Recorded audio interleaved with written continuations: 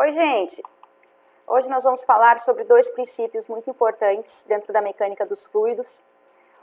O primeiro vai ser o princípio de Pascal, tá? O Blaise Pascal, que foi um físico matemático francês, que viveu de 1623 a 1662. E ele disse para nós o seguinte, ó, que o acréscimo ou diminuição de pressão produzido em um ponto de um líquido em equilíbrio se transmite integralmente para todos os pontos do líquido. Gente, o que isso quer dizer? Ao aplicar uma certa pressão, tá, no recipiente, aqui até tem um exemplo, mas essa pressão, ela vai ser igual em todos os pontos desse líquido. Todos os pontos desse líquido vão sofrer essa pressão, vai variar a pressão. Ele não disse que a pressão é a mesma em todos os pontos. Se você tem um recipiente com líquido, tá? Cada ponto do líquido tem uma certa pressão, lembra? Devido à altura. Mas quando se aplica uma pressão, todos os pontos sofrem essa variação. É isso que ele quis dizer. E tem muitas aplicações, tá? Tem muitas aplicações do princípio de Pascal. E um deles, eu não sei se vocês já viram, que são os elevadores de automóveis. Até acredito que tem aqui, ó, a figurinha para vocês verem. Geralmente em postos de gasolina, oficinas mecânicas, né, tem esses elevadores de automóveis que funcionam assim, ó. Isso aqui é um mecanismo hidráulico que a gente chama, né? Tem gente que chama de prensa hidráulica. O teorema do Pascal, ele é conhecido também como o teorema da prensa hidráulica. Seguinte, a gente tem aqui um recipiente, né? Aqui é um elevador, na verdade. Funciona mais ou menos como se fosse um elevador. Mas imaginem aqui que a gente tem um líquido aqui dentro. Aqui a gente tem um êmbolo e aqui a gente tem outro êmbolo, tá? Êmbolo, na verdade, é igual esse negócio que tem na injeção aqui, ó, onde você empurra e ele empurra o líquido, essa borrachinha que tem aqui, ó, que faz essa pressão, né? Isso é êmbolo. Então, imaginem que aqui tem um êmbolo e aqui tem outro. Note que esta área aqui, A1, ela é menor do que a área A2, tá? A área A1 é menor que a área A2. Eu vou aplicar uma força nessa área 1. Vocês sabem que pressão é força sobre área. Então, eu estou fazendo uma certa pressão aqui, aplicando uma força nessa área. Porém, esta pressão que eu estou fazendo aqui é a mesma a pressão que vai resultar aqui na área 2, entende? Porque foi isso que o Pascal disse, que em todos os pontos desse líquido aqui, vai sofrer essa mesma pressão aplicada ali. Então, esta pressão aqui vai ser a mesma aqui, ó. Porém, aqui eu tenho uma área maior, logo a força vai ser maior. Por quê? Porque a pressão é a mesma, e pressão sendo a mesma, força sobre área, F1, ó, F1 sobre a área 1 vai ser igual a F2 sobre a área 2. Então, por que é legal esse tipo de aplicação? Porque você vai aplicar uma força menor, mas vai receber uma força maior. Ou seja, para levantar o carro aqui, deixa eu pegar aqui para levantar o carro aqui, você não precisa fazer tanta força aqui. Ó, essa F1 é a força que você aplica, mas ele recebe uma força maior, viu que bacana? E isso tem muitas aplicações, gente. Então, na verdade, você aplica uma pequena força no pistão menor e obtém uma força grande no pistão maior, tá? Nada mais do que isso. Outro tipo de aplicação é nos freios de automóveis. Quando a gente aplica força no freio do carro, essa força que a gente faz aqui, ela é aplicada numa determinada área, tá? Existe aqui um líquido, um óleo, né? Que vai levar essa pressão até as pastilhas de freio, que vai fazer com que a roda pare. Entende? Então, é mais ou menos esse o mecanismo também que a gente aplica nos freios de automóveis. Então, gente, o princípio de Pascal é simples assim, tá? Não é difícil. É só saber relacionar, então, que a pressão é a mesma, F1 sobre a área 1 vai ser igual a F2 sobre a área 2, tá? Agora a gente vai ver o princípio de Arquimedes. Ó, Arquimedes, esse senhorzinho ali, ó, estudioso, né, inteligentíssimo, matemático aí que vocês já estudaram, que viveu antes de Cristo, 298 até 212 antes de Cristo. E ele diz o seguinte, o Arquimedes, ó. Quando um corpo se encontra imerso num fluido, tá, num líquido, por exemplo, porque a gente viu que fluidos são líquidos e gases, ele fica sujeito a uma força vertical dirigida de baixo para cima, de valor igual ao peso do volume de fluido que é deslocado pela presença do corpo. Essa lei, conhecida por princípio de Arquimedes, já tem mais de 2000 anos. Gente, isso aqui nada mais é do que o empuxo, tá? O empuxo. Quando vocês entram assim numa piscina, no mar, num rio, vocês não sentem, parece que existe uma força de baixo para cima? Vocês não sentem um peso? E vocês já experimentaram pegar alguém no colo embaixo d'água? Como é leve, né? Como essa pessoa não pesa nada embaixo d'água. Então, esse peso de baixo para cima, tá? Essa força que vem de baixo das águas é o chamado empuxo. Então, o princípio de Arquimedes nada mais é do que o empuxo, que a gente vai estudar agora. E o que é o empuxo, gente?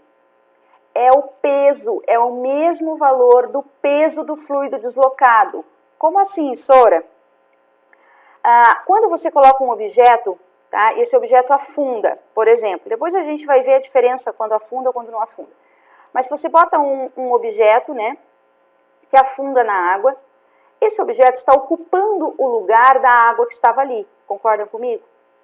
Esse lugar que a água estava ocupando tem um certo peso, que é o peso da água. Então, esse peso deslocado é o empuxo.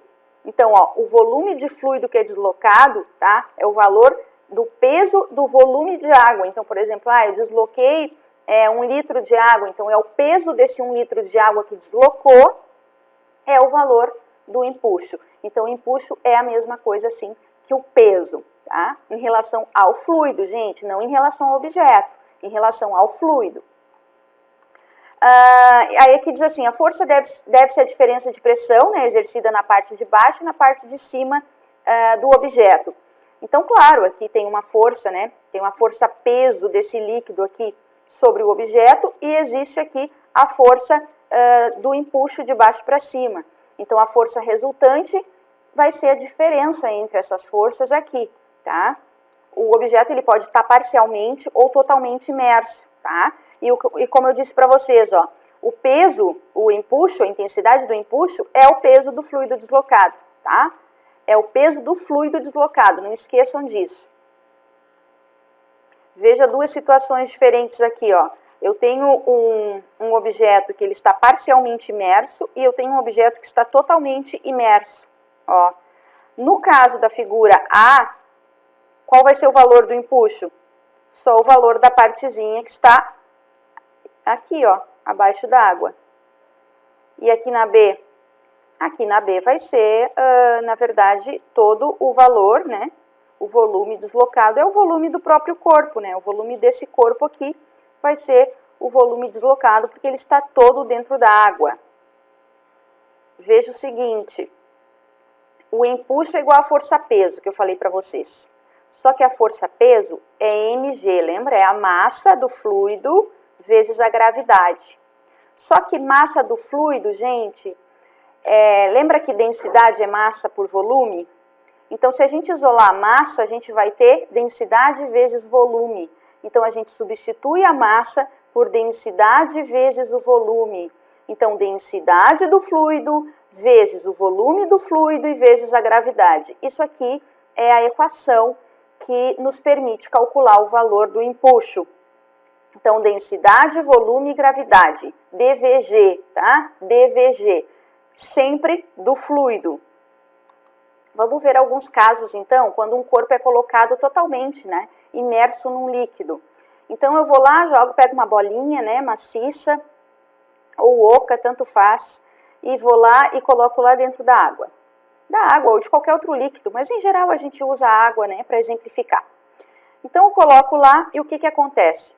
Se esse peso, ó, força-peso do corpo, tá, for maior do que o empuxo o que que vai acontecer? O objeto vai descer. Vai descer em aceleração constante. Por quê? Porque a densidade do corpo é maior do que a densidade do líquido. Então, quando a densidade do corpo for maior, ele vai descer, tá? Ele vai afundar.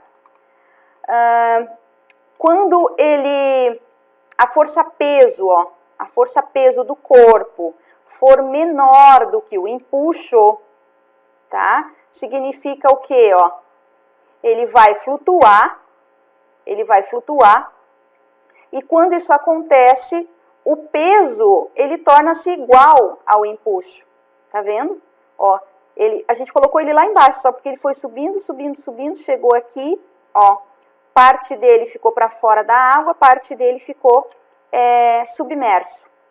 Então, nesse caso, a densidade do corpo é menor do que a densidade do líquido, mas o valor do empuxo é o valor do próprio peso. Por quê? Porque o corpo ficou em equilíbrio, tá? Então, ele não está descendo e nem está subindo, ele está em equilíbrio, ele está parado, significa que o empuxo é igual ao peso do corpo. Ao peso do corpo, no caso da bolinha, né? O peso da bolinha. Agora vamos ver o terceiro caso. O terceiro caso é quando o peso do corpo é igual ao empuxo. A gente colocou a bolinha lá dentro da água e ela ficou. Qualquer seja o ponto que a gente coloca a bolinha, ela fica. Por quê? Porque as densidades são iguais, tá? As densidades são iguais. Então, nesse caso, o peso também é igual ao empuxo. Mas no outro caso, a bolinha subiu, né? A gente colocou ela lá embaixo, ela subiu até ficar em equilíbrio, Até ficar em equilíbrio. Então, nesse caso, a densidade do corpo era menor. Aqui não. Aqui a densidade é igual, tá? Então, são os três casos do objeto submerso. Quando a gente, coloca um objeto dentro d'água, o que acontece com esse corpo em função da sua densidade comparada com a densidade do líquido? Alguns exemplos. Então, aqui está o exemplo, a bola de isopor, sempre que a densidade for menor do que a do líquido, vai subir. Os objetos ocos, eles têm mais facilidade de flutuar justamente pela questão da densidade, que eu exemplifiquei, a diferença de densidade e massa específica, que é a mesma questão do navio, O navio é tão oco que a sua densidade média é bem menor do que a densidade da água. Então, por esse motivo que ele não afunda.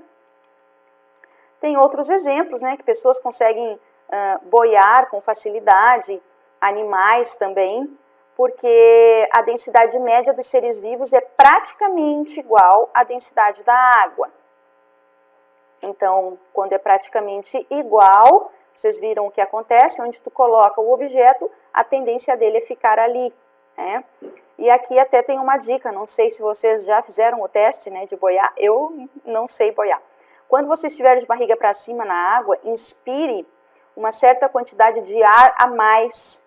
Você perceberá que o seu corpo passará a flutuar com mais facilidade. Por quê? Porque vai aumentar o volume, Aumentando o volume, diminui ainda mais a densidade. Então, gente, aqui são apenas alguns exemplos, tá? E aí fica uma curiosidade aqui, que no Mar Morto, na Palestina, uma pessoa pode flutuar facilmente, tá? Com parte do seu corpo fora d'água. Por que isso acontece? Eu vou deixar aí de curiosidade e vocês vão pesquisar e vão trazer para a nossa videoconferência, tá? Nossa aula de sexta-feira. Espero vocês lá e vamos discutir sobre isso e fazer os exercícios, tá? Um beijo da Sora para vocês e até lá.